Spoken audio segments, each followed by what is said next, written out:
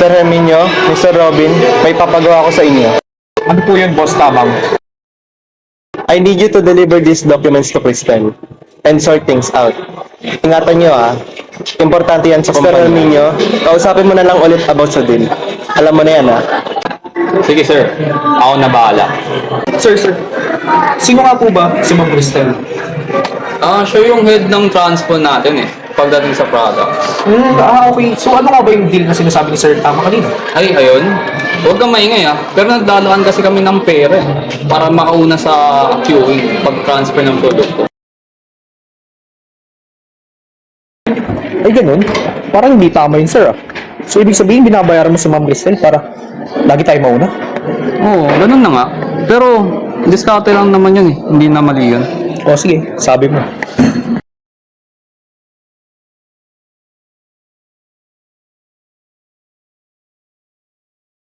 Miss, si Ma'am Cristel po. May appointment po kasi kami sa kanya. Ano po nila? Mr. Arminio po. Wait lang po, tawagan ko lang po.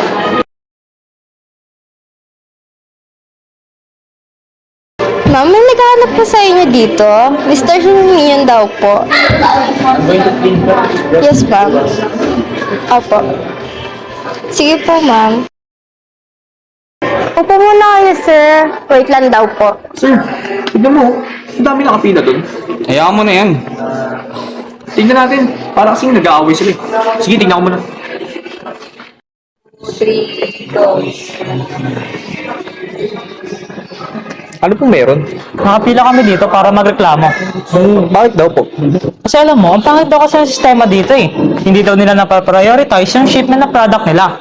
Sa amin naririnig ako Lumalampas daw yung facilitation fee. Last month pa kami nagpa-inquire dito Ba't hanggang ngayon wala pa? Tapos makikita namin yung iba siniship na yun sa kanila. Nung nakaraan pa kami nagpa-ship dito, yung petsa na. Kalma lang po sir. May appointment po kasi siya. May pinipili yan na kliyente. Kaya ganyan sila. Kasi, pangit sistema ng Pilipinas. Kung sinong magbigay ng mataas, siya ang inuuna. Mga mukhang pera, di ba? Miss De Los Santos, paakyatin mo na sila.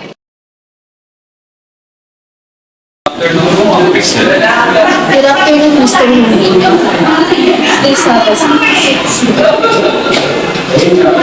Sino yung kasama mo? Siya po si Mr. Robin. Siya po yung bago namin po sa finance. Good afternoon po. Good afternoon. And by the way, ito nga po pala yung file na pinabibigyan ni Sir Tama. Then, Ma'am Cristel, ito naman po yung fee po ngayon for this month. Okay, it's a pleasure doing business with you, Mr. Herminio. Boss Tama, pwede po ba kitang makausap? Hello, Mr. Robin. Take a seat. Bakit ka na pa rito?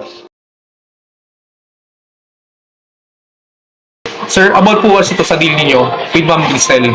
It's a bit concerning, parang mali po kasi yung paggawa natin ng business. What do you mean parang mali? Kasi po, ngayon ko lang nalaman na nagbabayad po pala tayo ng sobra-sobra para mas efficient yung delivery natin. Ha? Kala ko tamang price lang yun. Kinausap na ako ni Mr. Herminio about sa price. Reasonable naman yung price. Sir, hindi po yata nasabi sa inyo ni Mr. Herminio na sobra-sobra yung binibigay niyong bayad compared sa original. Ay, ganun. Buti sinabi mo sa akin. Salamat, Mr. Robin. Kakausapin ka na lang si Mr. Herminio about dyan.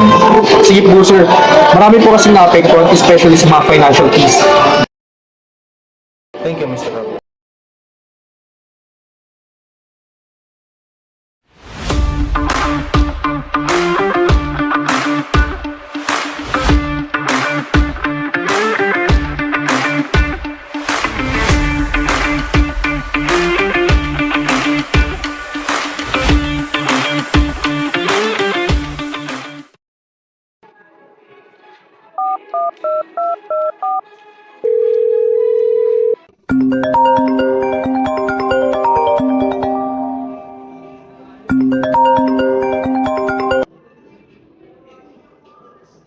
Hello, Mr. Herminio. Hello sir, ba't po kayo napatawag? Punta ka sa office ko. May kailangan tayong pag-usapan. Okay po, papunta na.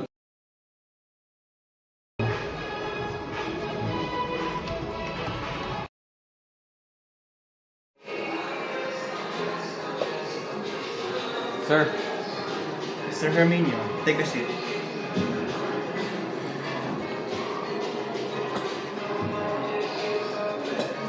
Nabalitaan ko ang ginawa mo. Naglalaan ka pala ng malaking pera para sa shipments ng ating product. Mind explaining why? Sir, I just noticed kasi minsan medyo late yung delivery po natin. Kaya ako siya ginawa.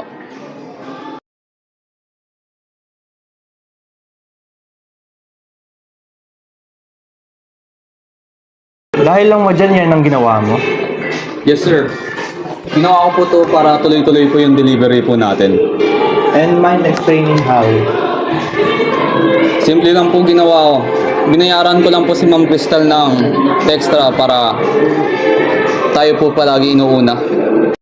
Pero alam mo bang mali yung ginawa mo? Maraming local businesses ang naapektuhan.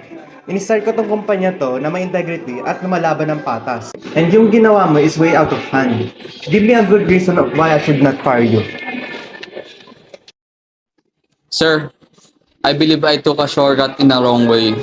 And I admit na mali po yung ginawa ko. Gusto ko lang po talaga maging efficient yung delivery po natin. I know you're just doing your job, pero need natin i-end kung paano mo hinahandle yung job mo. From now on, I let Mr. Robin handle the transaction. You may go and reflect from what you did. I will, sir. And I'm sorry. It will not happen again.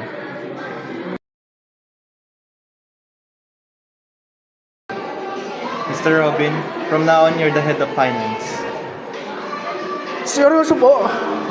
Thank you so much, sir. I also have a favor to ask. Yes, sir. Ano po yun? I want you to check on the people who got affected by our shipments and update me on how they're doing. Sige po, masusunod, sir.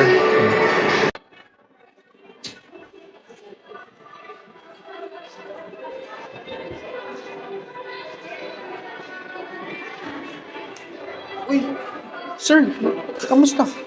Ito, kakatapos lang na ng transaction namin ni ma'am. Hindi na ulit matagal mag-inquire. Nasikaso na agad eh. Haha, thank you. See you next week.